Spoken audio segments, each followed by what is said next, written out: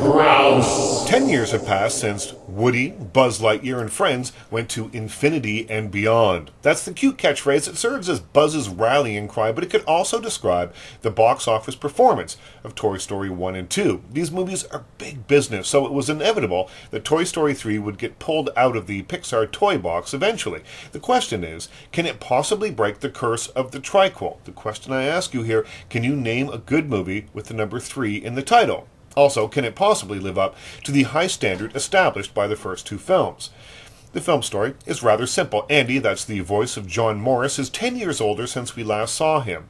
Preparing for college and a new life without his toys, he's making the hardest decision he's ever had to make. What to do with the toys he shared his life with for so long. Do they go to the garbage, the attic, or to a daycare where other kids can play with them? When a misunderstanding threatens to separate the toys, Woody, Buzz, and Jessie and the rest of the gang take matters into their own tiny little hands, but when they meet the huggable but evil Lotso, the garbage dump, or the attic begins to look like a pretty good option.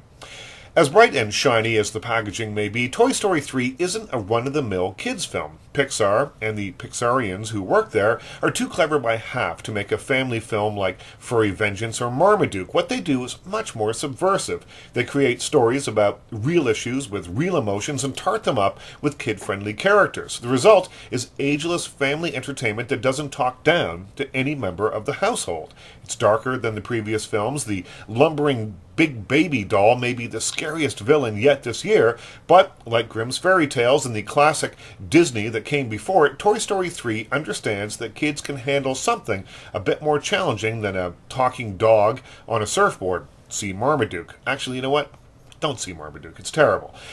There's nothing here that will traumatize the little ones, but mixed in with the action, the jokes, and the familiar characters are moments of sadness when the toys realize that Andy is moving on without them, of threatening behavior. Why is Lotso so mean? And there's themes about the loss of innocence. It's sophisticated storytelling in a genre that too often doesn't treat its audience with enough respect. The voice work here is also universally strong. With all the regulars returning, Tom Hanks, Tim Allen, Joan Cusack, along with John Ratzenberger and Don Rickles, there are some welcome new additions. Timothy Dalton's rich baritone gives the theatrically ambitious plush hedgehog Mr. Pricklepants some of the film's best moments, and Michael Keaton's Ken is very funny.